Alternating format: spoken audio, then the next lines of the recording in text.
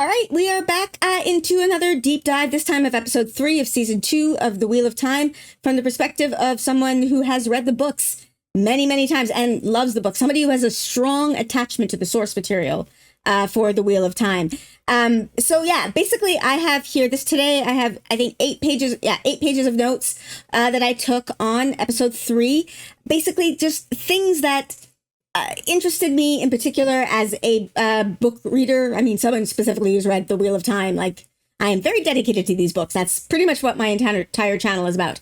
And so, yeah, that having been said, that means that I'm going to be talking spoilers. I'm going to be spoiling things from much further on in the story. So if you do not want the story of The Wheel of Time spoiled for you, and you don't, like, this is a good story. There's a reason why it has such a dedicated fan base. So please don't spoil yourself. This is not a safe video if you don't want spoilers. But okay, before we get into the video though, I am going to continue to encourage you to support the WJ and SAG-AFTRA. If you can, please consider donating to the SAG-AFTRA Foundation or the Entertainment Community Fund, which helps support the writers and the actors and other industry professionals who are not able to work right now because they are striking and filming is largely shut down. So yeah, the links to both of these organizations are in the description below. If you can, please consider donating. Let's get into the video. Let's be nerdy with Let's Be Nerdy.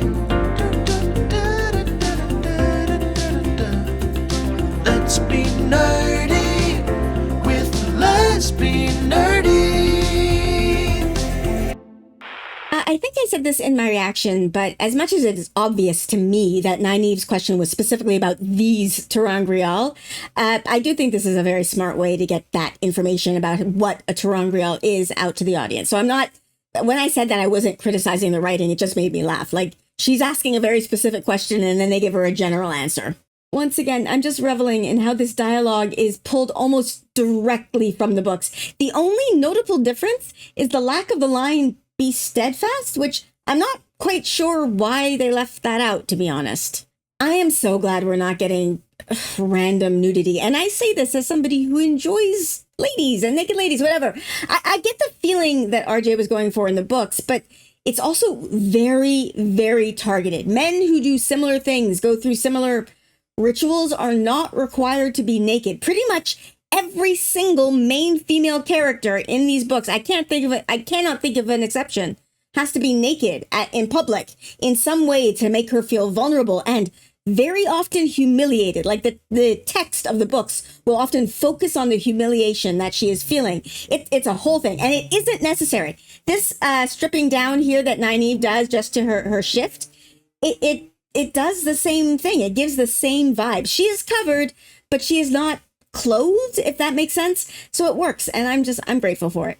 I did not catch this until a rewatch, but Sheriam here actually says that even the one power will not be available to her, which is not true. We see that we see her channel in her third arc, which I'll get into later. This is also true in the books, though. Although in the books they didn't tell her this until after she channels. Like in the books, Nynaeve channels, I think, in the first arc, and then is told afterward that A, she should not even have remembered that she was able to channel, and B, that it is very, very dangerous to channel inside, so she shouldn't do it again. So this is a change to how the arches work from the books, but I'm personally okay with it because, well, in the book she does do something that we find out afterwards the Aes Sedai thought was impossible, and that's what she does here. This is just sort of reversing the order in which that happens.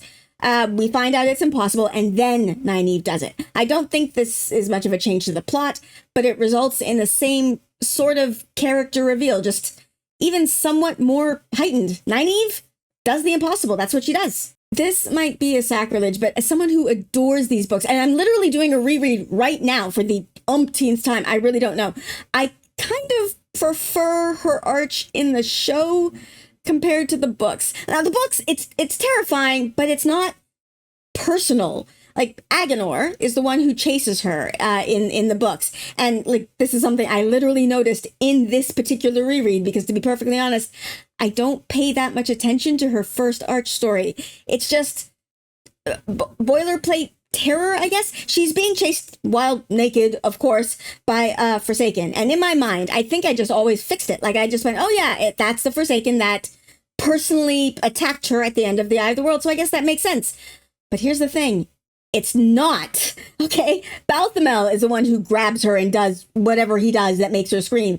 And then, for some reason, it's Aginor in her first arch. And okay, there might be something somewhere in Nynaeve's backstory that is a reason why Aginor is particularly scary to her. I can make up a headcanon for it, like the way he's the one who twisted science to harm people and turn them into Trollocs could be a particularly offensive thing to Nynaeve as someone who values life, but it's not something that we see specifically. So that first arch, it feels generic to me. But then in the show, this is personal, and it shows me more of Nynaeve's story, and it ends on a similar beat. In the books, the reason that she doesn't want to leave the first particular arch is that she's sort of started to win, right? And so she doesn't want to leave the test without defeating Aginor, and she doesn't want to leave the fight unfinished. In the show, she's a little girl here, but I don't think she thinks she can win, but her choosing to leave in that moment, like she's choosing to not even join the fight, which is something that is very not natural to Nynaeve. So, I don't know, I am sorry to all the book purists out here, but I prefer the way the show did the arch number 1. And we get to see the scene where Nynaeve's dad speaks in the old tongue, and the show has actually made me realize something that I hadn't thought of before. Combining her remembering this thing that her dad says to her when she's a little girl in a foreign language that she doesn't know, and then that thing that Liandrin said to her last episode or episode 1, where she said, and what Liandrin says to her is true in the books too, that Nynaeve is able to see a weave once and copy it perfectly. The show made me realize this. Nynaeve has an eidetic memory, or, well, I think it's called an echoic memory if it's auditory, although I guess she has both. I don't know, but I never put this together before, but it's a thing that's true in the books. She sees something once and is able to do it again. Like she's able to copy it and mimic it perfectly without any problems. I'm going to just keep saying it because it's amazing. Just pointing out that the dialogue of the ceremony is pretty much just lifted from the books, and it's fantastic. The second test here is sort of just a reworking of the test from the books. This time, it's using characters that, viewers are likely to remember from season 1. In the books, there's, I think Mr. Salvir, Sen Bui, and I think Sen died in the show, so he couldn't be in this. But Mr. Salvir was not nearly as significant or notable as Tam, who was in this scene, and Natty Cawthon, who was very notable by just being a terrible, terrible mom. So I think that's what they've gone with instead. Viewers are likely to remember who they are, and we don't have to introduce another character, which is what it is in the books. There's like a malicious wisdom who comes from another village and starts poisoning people on purpose. And so here what we have instead is a plague that they don't even have a real wisdom to help treat. They've got instead, again, Natty Cawthon, who is, shall we say, less than capable.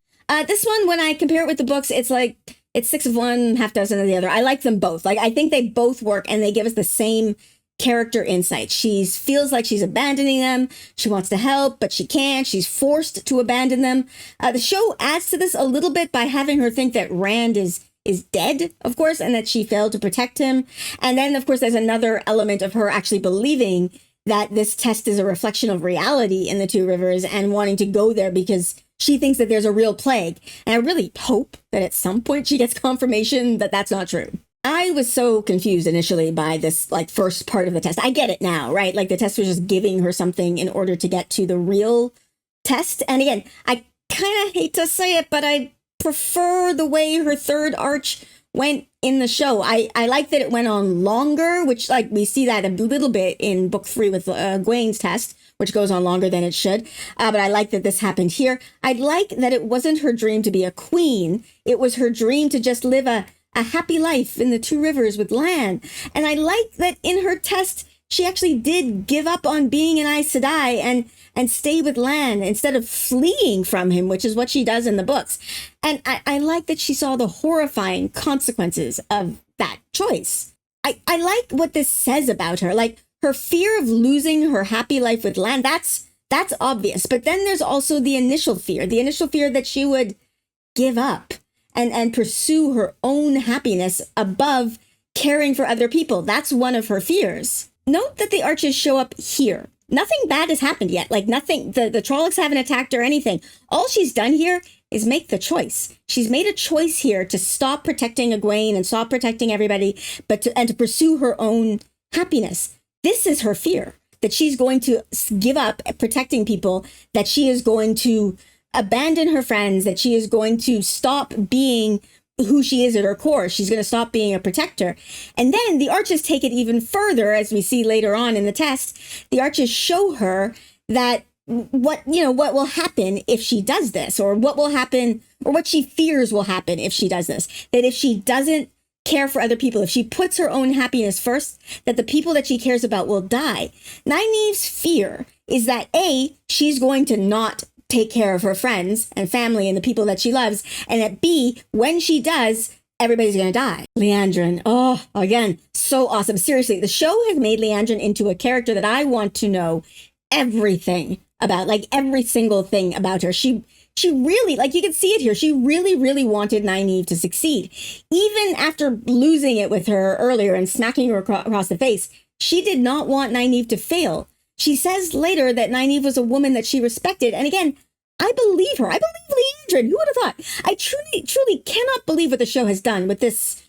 Like, in the book, she's a fairly one-note character. And here she is just dripping with nuance. I love show Liandrin. I cannot help but put myself in the minds of those who haven't read the books for scenes like this. Like, what are they thinking about the Seanchan? Obviously, they think that they're bad, I'm going to assume, but I'm wondering what they think they're doing here. Like, why do they think they're grabbing these girls? I cannot wait to see some non-book readers' reactions to stuff like this. Okay, so I am, like I said, curious to know what first-time viewers, people who haven't read the books, think of this, but I know what's happening. I know that she is going out into that crowd and she is pointing out women who can channel because she can sense it, which adds to my confusion. I am still confused about season 1, how the ability to sense what people can channel, like who can channel, works. In the books, women can just sense each other. It's something, you acquire a knowledge of how to do it as you get better at channeling. But once you know it, you can sense it. So the Aes Sedai should theoretically have been able to sense that both Egwene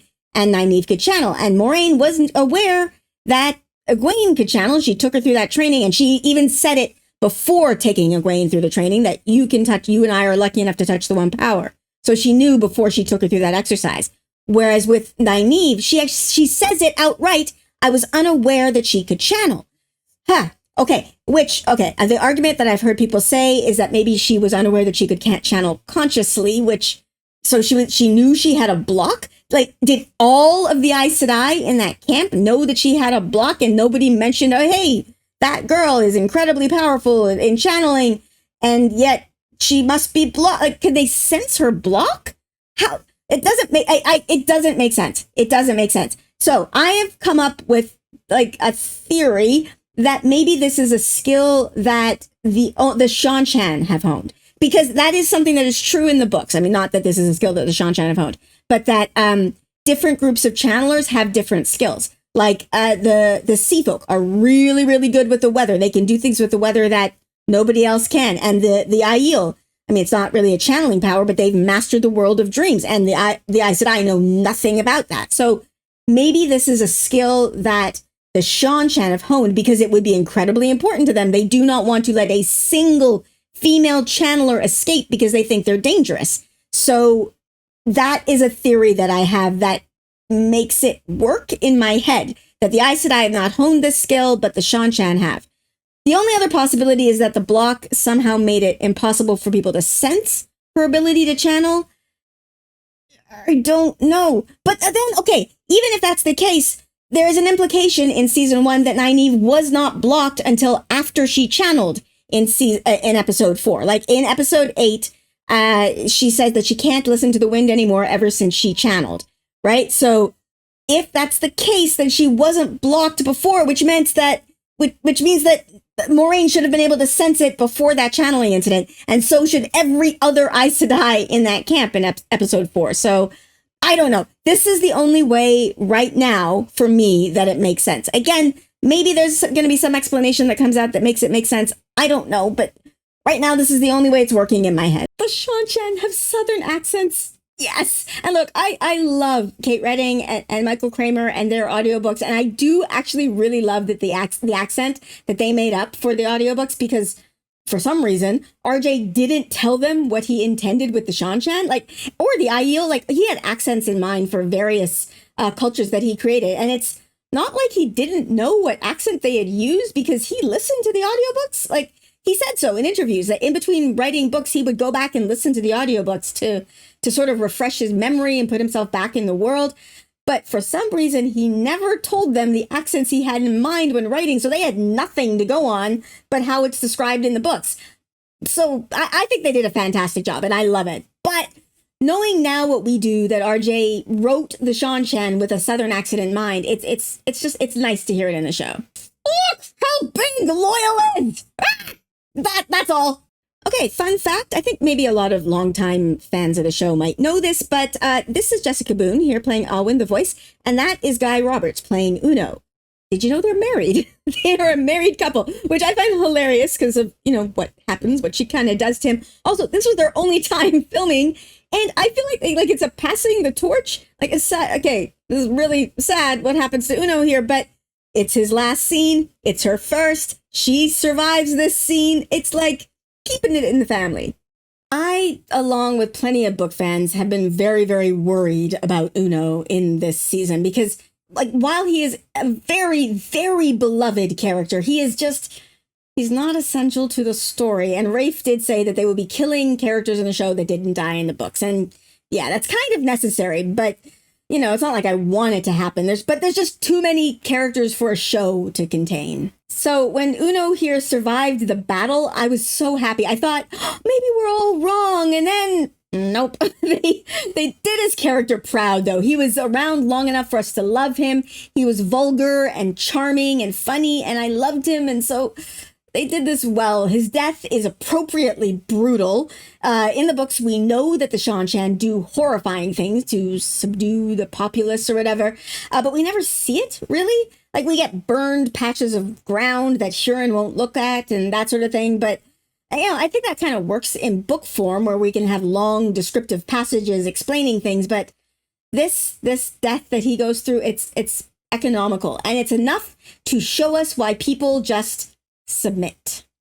I've talked about this scene at length because it was released early, but now I know the full context. And yeah, I like I said in the last episode, I like what this shows us about Rand, that he was able to execute a long-term plan to get in here to meet Logain. This is obviously very, very different from the books. Rand and Logain do meet eventually, but not until much, much later. And I think this is a smart decision for the show because in book 2, we have the girls explicitly being taught how to channel in the White Tower, and then we have Rand fumbling and figuring it out by himself. It's a good contrasting storyline, but we can be in Rand's head in the books, so we can see what he's doing. We can see him fumbling around. This is a good way of making that fumbling more explicit and making it visible for us as the audience. Okay, so there's been a lot of talk about this scene here where Logain says that he can see a glow around male channelers. This would be a big change from the books because men in the books they don't have any way to know if another man has the ability to channel without doing a test. Mazrim Time shows Rand how to do it much, much later on, but so they have no ability to do that. So there was some discussion whether this was a change, and okay, it's not, at least not yet. We don't know if men have that ability, but this has been answered. I was on the Dusty Wheel the other night, and I think Matt said that he had asked Sarah Nakamura, who is the book consultant for the show, like she literally works on set with the writers and stuff like that. And so this is not a change. It is a big T talent of Logain's. So this is replacing the talent that he has in the books where he can see Ta'Viren. So in the show, his talent is to see male channelers, which could come in handy later on. Now this is the Gleeman's cloak we're familiar with from the books. I do have to say, I really like what they did with Thom's coat in the show with the patches on the inside, because it kind of makes more sense to me that sometimes you wouldn't want to be known as a Gleeman. I mean, I suppose you can always take a coat like this off, but these cloaks kind of look bulky and not like something you can easily pack away if you just want to walk around town. But now I'm wondering if maybe Thom's version is a sign of his station. Like, he wasn't just a Gleeman, he was a bard, so he gets a fancier coat? Because, yeah, like this is a Gleeman's cloak. He's telling the Great Hunt right here. Or, well, he's making a call for the Great Hunt, not necessarily telling the tale, but Anyway, it's cool. Okay, you know how I've been saying in the show that Selene here is keeping a low profile? She's being way more subtle about who she is. Suppose that's true, except she can't help herself. Look at the sign on her inn. Look at that. Look at that. Moon and stars. She can't help herself. Rand in the show does not know about the horn. That never occurred to me until this scene, actually, because he wasn't there. And he didn't return to Faldara to hear about it, so he has no idea. And of course, he's not on the hunt for it like in the book, so this is intriguing. I wonder if Thane is going to bring the horn to Cairhien or something. I don't know. I still haven't looked at a map to figure out where he's been, because that Watch Hill thing still really confuses me. Rand has not told Selene's plans, which makes perfect sense. He doesn't know that she knows who he is, right? And he's trying to hide that he can channel, so why would he tell her? I'm actually curious to know how much she does know here. Like, she obviously knows who and what he is, but does she know that he's been trying to get in to see Logain? She must know where he works, right? And if she knows that, then she almost certainly knows that Logain is there. Does she know that he knows? Lanfear in the book sometimes assumes that everyone is super dumb. Do you remember that trap that she set for the Supergirls in book 3? It is so obvious. It actually cracks me up. Like, I just reread that a couple of days ago, and I imagine her putting that trap together and being like, okay, I'll put 2 clues for Tyr. That should be enough, right? No, these girls are really dumb. Maybe 4 clues, 7? Oh, 13. They're so dumb, and they need 13 clues, 1 in each bag. Like, she just thinks everybody's really stupid. So if I bring that aspect of her into the show, maybe she doesn't know that he knows that Logain is there, but I don't know. She is being more subtle here, like that moon and stars on her inn with notwithstanding, but I don't know. What do you think? What do you think she knows? Shuriam is just so cold here, telling Egwene about Nynaeve. Like, compared to how she was when it happened, like, we know that really, really hurt her and hit her hard. She is obviously upset that Nynaeve is gone, but she's putting up a front here. Like, I'm not actually criticizing her. I'm in, like, Egwene's head in this moment, and she's just like, yep, your friend's dead. You'll be fine. You'll get over it. Like, it's hard. This is a hard situation. What game is Liandrin playing here? Like, we learn later on in this episode that she's planted Min in these cells to meet up with Mat for some reasons that we don't fully know yet, and I'm very curious about that. But here, in this moment, I'm wondering what her motive was for telling him that they lost a sister, but not mentioning that it was Nynaeve. Like, she directs him to go to Egwene, and if he had done that, he would have found out that it was Nynaeve. But I guess, the thing is, she predicted that this would happen, right? Like, we see it that at the end when she's talking with Min about their mysterious plan. So I think she was setting him up to fail, but she can't have known that they would lose a sister. Whatever. She spent months undermining his confidence and then set him free, knowing that he would fail. Which, okay, this has me wondering if Mat isn't going to do, like, the daring rescue at the end of the season. Like, I've said this many, many times. I really do want the girls to save themselves in the show like they did in the books, because saving themselves from the Seanchan is the one time that I can think of off the top of my head that RJ didn't make it, so that they got into a situation that they couldn't get out of without a man. After all, it does sort of come across like the girls need a babysitter, and it's annoying. But okay, I don't think the show's gonna do that to the women. So having Mat be the one to rescue the girls, it could work here, or at least maybe be a part of the rescue. It could work here. I don't think I heard anyone have this theory that this ring that she's putting in the, like, the smelting pot here thing, that this was Nynaeve's ring. This is pretty cool. I suppose I should actually talk about the fact that Nynaeve didn't come out of her test, because, like, that's another fake out death for her. But it's a huge change from the books. But I mean, I did not for 1 second believe that she was not going to come out. Like, I know these books. There's no way you can tell this story without Nynaeve. So her loss didn't hit me. I'm very, very interested to see new readers reading this story to see how that hits them. But I, like, never, like, not even for half a second was like, oh my gosh, Nynaeve's gone. Like, no. So I'm very into watching reactions. This is obviously a big change, but I knew it was temporary, so it barely registered with me as a change. I do like, though, what this change shows us about the people who were reacting to it. Like, we see Egwene reacting, we see Shuriam reacting, we see Liandrin reacting, and I like that we get to explore these characters through this change. Here's another example of Egwene channeling without her hands. And this is interesting. It makes sense, again, given what she learned in, like, season 1. And I find it really intriguing as something that the show is focusing on. Like, it's true in the books that channeling without your hands is possible, and that the Aes Sedai do a lot of hand movements, but and other channeling groups like the Aiel, for example, don't. So this is book accurate, but in the books, it's not important. Whereas the show is obviously for some reason focusing on it. I am reserving judgment on this because right now, to me, it's just interesting and I kind of like it, but I don't know where they're going with it, to be honest. Like, the only thing I can think is that this is going to be significant when she meets the Aiel, but I don't know, and I'm curious. I don't know. Maybe it'll have some relevance with the Seanchan? I don't know. I'm curious. What do you think? And I'm going to say this for the bajillionth time. Railings! Why are there no railings? They are so distraught over losing a sister to the Arches, but I cannot believe that no one has ever fallen off of here. I mean, look at that. Look at that. This view of Cairhien in decadence. After what we've seen in the Foregate, I love the contrast. And showing this to us now, it does make me wonder if we are going to get the Barthanes dinner scene. I don't know. I could be jumping to conclusions here. In fact, I probably am. But like the way the waygates are in the show, there is no way that there is a secret waygate in someone's personal garden. So that's already out. And we already also have mentioned that Cairhien has a queen, which is different from the books, and I don't know why yet. Like, my best guess is that they're just merging the nation of Cairhien and the nation of Andor. Like, Caemlyn and Cairhien, like the city, will still likely be separate, but maybe it's just one nation. I don't know. Anyway, all that to say, I like the decadence on display here. The invitation! Oh my gosh! For a second, I wondered if the entire invitation thing was going to happen here at this party. Like, he does burn this invitation later, but that would be a bit extreme. Although with Ta'Veren in play, I guess anything's possible. But that one lady did suspect that he was from the Foregate, so invites could still show up to him later, and that storyline still could happen. Or I guess we could get things happening when Moiraine shows up, because we know that she's going there. So I don't know. I'm grasping at straws here. I don't know. I cannot tell you how much I love that I don't know. I haven't not known things when it comes to the Wheel of Time in a very long time.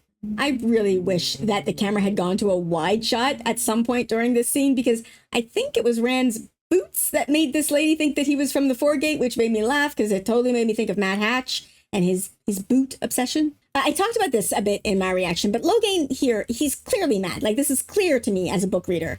But I do wonder if show readers are going to take some of what he says here at face value. Like, he says the Aes Sedai are lying. There's no madness. They poison the world against men and whatever. It's whatever. Part of my reasoning for wondering this is because of that series that I did with Addison from Everyday Negroes. He has seen season 1 of the show, and then we read book 1, Eye of the World, together. And one of the things that he would say, he would talk about the agenda or the narrative that the Aes Sedai have put forth about male channelers. Like, he doesn't seem to fully buy that male channelers are bad news. I think part of that might be that he just loves Rand as a character. And Logain saying this, I think it's just going to feed into that with Addison in particular. And I wonder if the show is going to clarify this at some point. Like, I don't mind it being a mystery for a little while, but I think they need to, because, I don't know, I think because of my book reader brain, I never saw the lack of clarity in this until having that conversation with somebody who only knows what is in book and season 1.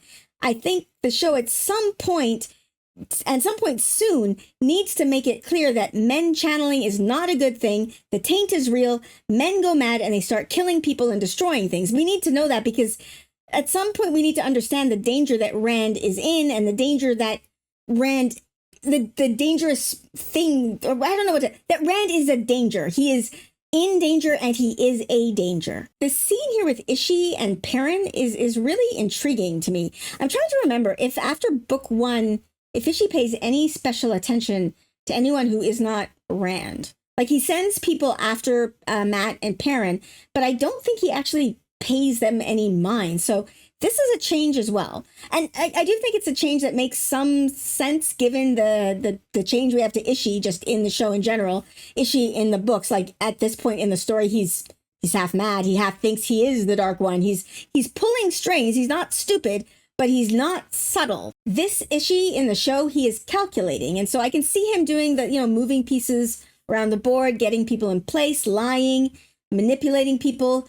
the line that he says in this scene about like the more wolf you are, the more you're mine, it makes me so mad because it's so gonna fuck Perrin up. Like it's gonna make him afraid of the wolf. I hope at some point someone reminds Perrin of Ishi's nickname, Father of Lies. Do not listen to him. Back to Liandrin's plan with Min. Like Min is obviously being coerced here, so I think at some point, just knowing what I know about Min as a character, if you know from the books, I guess, but I think at some point she'll just stop doing what she was told and do whatever she wants to do. But I want to know the plan. I think Liandrin, for some reason, is getting Matt and Min to Thom. But she also should be taking the girls to Thom, and I can't imagine her wanting Matt and Min to be in the same place as the girls, because I don't know. I'm curious about this. I really don't know. We must be heading to Thom at some point. I mean, I could be wrong. Maybe I'm wrong, and we're all going to Tyr. I really don't know.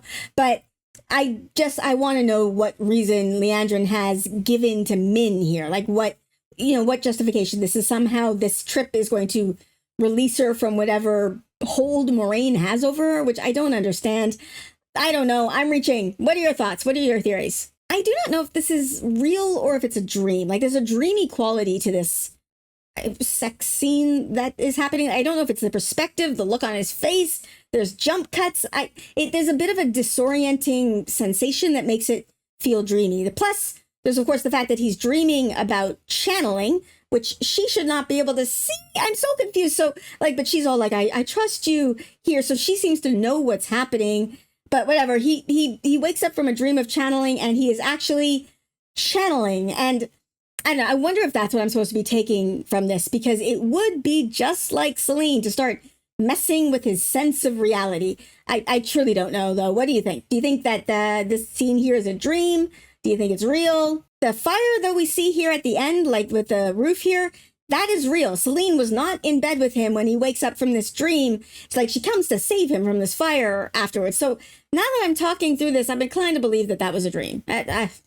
Sometimes talking through things helps me figure things out. So thank you. And here we have Egwene, I should say, channeling at the gates. And I love this. I knew it was going to happen from the second Nynaeve didn't come out. I knew that she was going to do this, but I love, again, what this shows us about Egwene.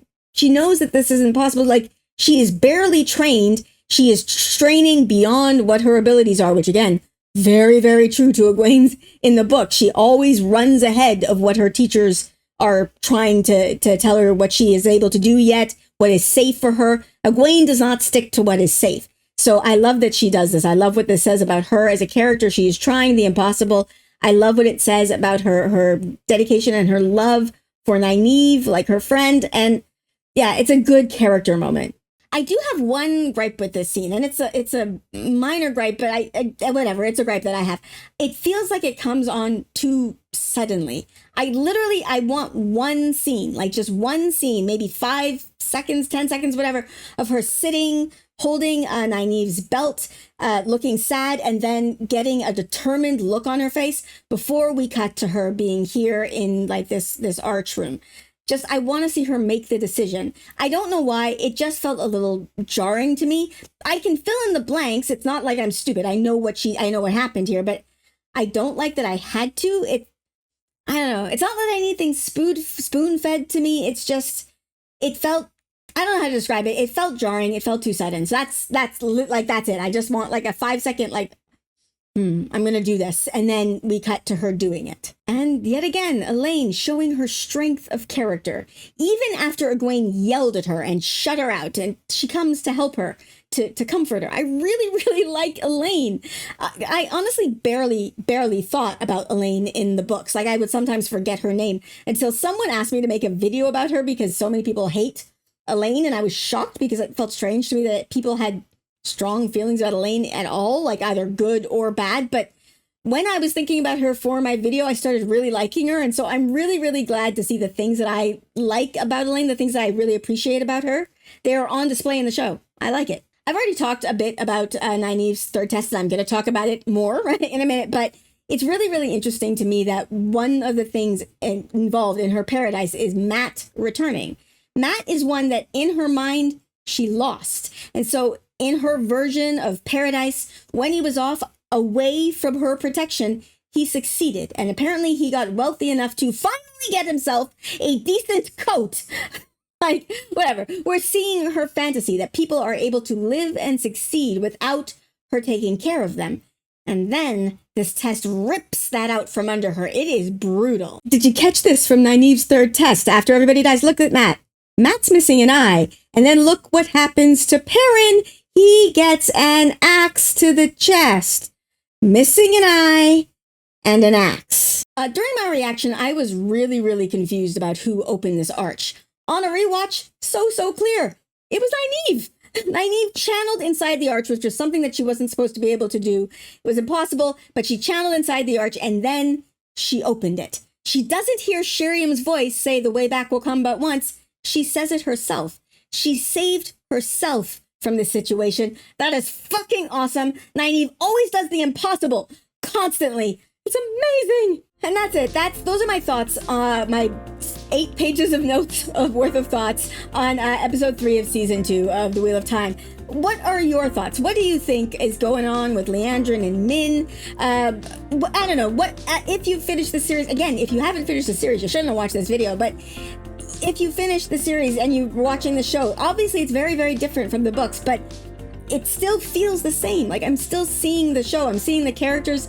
I'm seeing the story that I know and I love in the changes. Like, the changes are, they're bringing to light things about the characters that are true in the books, but they're just heightening them in a lot of ways. I don't know, that's my impression. How about you? What do you think about it? Let me know in the comments below. And if you like my content and you want to support me, I do have a Patreon that is also linked in the description below. To my patrons, as always, I am so grateful for you. Your support truly motivates me. Thank you so much. And with that, I'm gonna end this here. So please like, subscribe, and I'll see you next time. Bye!